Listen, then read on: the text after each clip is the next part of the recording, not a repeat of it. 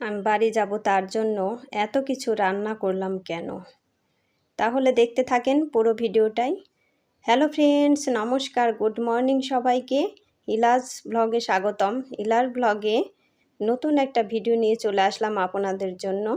কেমন আছেন সবাই? আশা করি ভগবানের কৃপায় ভালোই আছেন। আমিও তো অনেক ভালো আছি। এই তো প্রথমেই কিন্তু রান্না শুরু করেছি সজনে ডাঁটা। সজনে ডাঁটা আজকে রান্না করব হচ্ছে সরিষা বাটা দিয়ে। এই তো প্রথমে আমি পেঁয়াজ, রসুন আর কাঁচামরিচ এগুলো বেটে নিয়েছি, এগুলো দিয়ে দিলাম। তারপরে কিন্তু আমি বেটে রাখা সরিষাটাও দিয়ে দিব। এর আগে দেখাইছি ডাল দিয়ে সরিষা, সজনে ডাঁটা দিয়ে। ওই তো যে সরিষা বাটা দিয়ে দিলাম। এখন জল আর একটু দিয়ে দিব। তারপরে কিন্তু রান্না করব ঢেকে দিয়ে দিয়ে। আর সজনে ডাঁটা তো খুবই ভালো লাগে, আমাদের সবার কাছেই কিন্তু অনেক মজা লাগে এই সজনে ডাঁটা। আর এই সিজনে তো এই সজনে ডাঁটা খুবই ভালো আর খুবই উপকারী। এই সজনে ডাঁটা খুবই ভালো লাগে খেতে। এই তো ঢাকনা দিয়ে ঢেকে দিলাম, এখন আস্তে আস্তে জাল হতে থাক। তো আমার সজনে ডাঁটা কিন্তু হয়ে গিয়েছে। অনেকগুলা সজনা ডাঁটাই আপনারা তো দেখলেন, আমার কড়াইটা কিন্তু ভরে গিয়েছে। আর কড়াইটা কিন্তু ভালোই বড়, তারপরও ভরে গিয়েছে অনেকগুলা সজনে ডাঁটাই। এখানে সবগুলাই রান্না করে রেখেছি, কারণ শাশুড়ি মা কিন্তু সবগুলোই কেটে রেখেছিলেন, ফ্রিজে রেখে দিয়েছিলেন। ফ্রিজে বেশি দিন থাকলে কিন্তু নষ্ট হয়ে যায়, তেমন টেস্ট থাকে না। সেই জন্য আমি ভাবলাম যে আজকে রান্না করেই নিই সবগুলা। এই তো তারপর এখন রান্না করছি হলো কাচকি মাছের পোনা। এই মাছগুলো যে এতটাই টেস্টি, শুধু যারা খেয়েছেন একমাত্র তারাই বলতে পারবেন যে কতটা টেস্টি এই কাচকির পোনা। একদমই ছোট ছোট, আমি কিন্তু একদম ভালো করে ভেজে নিয়েছি, কারণ ভালো করে না ভেজে চচ্চড়ি রান্না করলে তাহলে কিন্তু গলেই যাবে এই মাছগুলা। সেই জন্য আমি ভালো করেই ভেজে নিয়েছি। এই তো এখন তেল আবারও দিয়ে দিলাম। আর এই কাচকির পোনার চচ্চড়ি রান্না করব হচ্ছে আলু, ধুন্দুল আর হলো বেগুন। এগুলো দিয়ে কিন্তু একটু ঝরঝরা করারই চেষ্টা করব চচ্চড়িটা। ঝরঝরা করলে কিন্তু দারুণ টেস্টি হবে এই চচ্চড়ি। একদমই ছোট ছোট পোনা, এগুলো ঝোলা ঝোলা রান্না করলে কিন্তু খেতে ভালো লাগবে না। সেই জন্য আমি একদমই শুকনো শুকনো করে চচ্চড়িটা রান্না করব।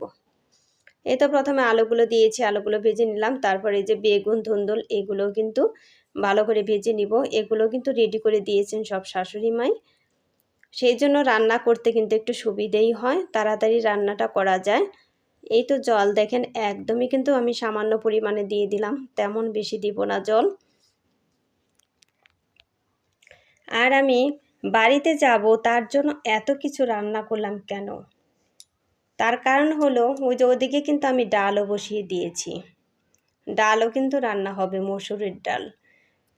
আমি এত কিছু রান্না করছি তার কারণ হচ্ছে এই তরকারিগুলো কিন্তু আমি কিছু কিছু করে বাড়িতে নিয়ে যাব। কারণ বড়দি বলছে যে বাড়িতে গিয়ে রান্না করতে ইচ্ছে করবে না, তার জন্য ওই এখান থেকে বেশি বেশি করে রান্না করে বাটিতে ভরে নিয়ে যা। সেই জন্যই কিন্তু বেশি বেশি করেই সব কিছু রান্না করছি। এখানে চচ্চড়িও কিন্তু অনেকখানি চচ্চড়ি রান্না করছি। এই তো চচ্চড়িটা হয়ে গিয়েছে, ওই দেখেন ঝরঝরা চচ্চড়ি হয়ে গিয়েছে, ঝোল নেই চচ্চড়িতে। এই চচ্চড়িটা খেতেও কিন্তু দারুণ লাগে, একদমই টেস্টি হয়েছিল। সবগুলা তরকারি যা যা রান্না করছি সব কিছুই কিন্তু দারুণ টেস্টি। এই তো এখন ভালো করে নাড়াচাড়া করে ওই যে ধনিয়া গুঁড়া দেওয়া হয়েছে ওগুলো কিন্তু ভালো করে মিশিয়ে নিব, জিরে গুঁড়ো সব কিছুই কিন্তু ভালো করে মিশিয়ে নিচ্ছি। তারপরে কিন্তু চচ্চড়িটা ঢেলে দিব। আর বন্ধুরা রান্না কিন্তু একদম সকাল থেকে শুরু করেছি, ব্রেকফাস্টের সাথেই শুরু করেছি। তা না হলে এত গরমে রান্না করতে খুবই কষ্ট হয়। আর পরেও তো আমাদের কতটাই ঝামেলা থাকে, ভিডিও করা, ভিডিও এডিট করা, ভয়েস দেওয়া, এইসব ঝামেলা তো থাকেই। তারপরে লাইভ আছে সাথে, ওগুলো তো করতে হয়। এই ঝামেলার জন্য কিন্তু অনেকটাই কোনো কিছুরই সময় পাওয়া যায় না। এই তো এখন কিন্তু যেটা করছি সেটা হচ্ছে আলু দিয়ে পেঁয়াজ দিয়ে ভাজি। এই ভাজিটাও কিন্তু দারুণ লাগে। এই তো আলু দিয়ে পেঁয়াজটা ভাজিও কিন্তু হয়ে গিয়েছে। এটা রুটি দিয়ে খেতেও ভালো লাগে আর ভাত দিয়ে তো ভালোই লাগে এই ভাজিটা। হয়ে গিয়েছে। এখন এই যে আবার তেল দিয়ে দিচ্ছি, তারপরে কিন্তু রান্না করব বাইম মাছ। এখন বাইম মাছগুলো আমি ভালো করে ভেজে নিব, তারপরেই কিন্তু আলু দিয়ে বাইম মাছগুলো রান্না করব। আর আমি আজকে ভয়েস দিচ্ছি শনিবারে, এখন 1:30টা বেজে গিয়েছে। খুব তাড়াহুড়ো করছি, কারণ আবার রান্না করতে যেতে হবে। অনেকটাই বেলা হয়ে গিয়েছে, কারণ রাতে এমনিতে ভয়েস দিয়ে রাখি, আর আজকে রাতে ভয়েস দেওয়ার টাইম পাই নাই, সেই জন্য কিন্তু রাতে ভয়েসটা দিইনি, আজকে দিনেই দিচ্ছি। আর আজকে আমাদের এখানে মা কালীর পুজো, তাই ঢাকের বাজনা এসে উঠতে পারে, আপনারা একটু ম্যানেজ করে নেবেন সবাই। এই তো আমার বাইম মাছগুলো ভাজা হয়ে গিয়েছে, না সবগুলো ভাজা হয় নাই, অর্ধেক ভাজা হয়ে গিয়েছে আর অর্ধেক ভেজে নিব। এই মাছগুলো একটু ভালো করে ভেজে নেব, তারপরে কিন্তু তরকারিতে আমি ঝোল দিয়েই তারপরে এই মাছগুলো আগে ভাগে দিয়ে দিব। তা না হলে এই মাছগুলো কিন্তু শক্ত মাছ, এগুলোতে জাল অনেকটাই বেশি লাগে, সেই জন্য একটু আগেই দিয়ে দিব। আর বন্ধুরা, আমার ভিডিওতে একটা লাইক দিয়ে ভিডিওটি কন্টিনিউ করবেন। আপনাদের একটা লাইক আমার ভিডিওটিকে এগিয়ে যেতে সাহায্য করবে, আর ভিডিওটি স্কিপ না করে পুরোটাই দেখবেন। আশা করি ভগবানের কৃপায় অনেক ভালোই লাগবে। আর বন্ধুরা, যে যেখানেই থাকেন, কাছে কিংবা দূরে, দেশে কিংবা দেশের বাইরে, সেখান থেকেই সুন্দর করে ভিডিওটি দেখে নেবেন আর সুন্দর করে একটা কমেন্ট করে দিবেন। আর আমার চ্যানেলে নতুন হয়ে থাকলে একটা সাবস্ক্রাইব করে পাশে থাকা বেল আইকনে ক্লিক করে দিবেন, তাই নোটিফিকেশন চলে যাবে সবার আগে আপনার কাছে। আর ভিডিওটি যদি একটুকু আপনাদের কোনো অংশে ভালো লেগে থাকে, তাহলে আমার সাথে বন্ধু হয়ে থেকে যেতে পারেন, আর বন্ধুদের মাঝে ভিডিওটি শেয়ার করে দিবেন। এই তো আলুগুলো দিয়ে দিয়েছি, এখন আলুগুলো কিন্তু আমি ভালো করে ভেজে নিব মশলা দিয়ে। এই তো আলুগুলো কিন্তু আমার ভাজা হয়ে গিয়েছে, এখন ঝোলও দিয়ে দিব। আর ওদিকে ডাল কিন্তু একদম লো ফ্লেমে দিয়ে বসিয়ে রেখেছি, আস্তে আস্তে ফুটতে থাক ডাল। জোরে জাল দিলে ঝোলটাই শুধু শুকিয়ে যাবে, ডাল কিন্তু ফুটবে না, সেই জন্য একদম আগে বসিয়ে রাখি ডাল, তারপরে একদমই আস্তে আস্তে লো ফ্লেমে কিন্তু জাল দিতে থাকি। এই তো ঝোলও অনেক বেশি করে দিয়ে দেওয়া হয়েছে, আলুর তরকারিতে ঝোল। তারপরে যে মাছগুলো কিন্তু দিয়ে দেওয়া হলো, এখন মাছের তরকারিটা হাই ফ্লেমে জাল দিয়ে নেব।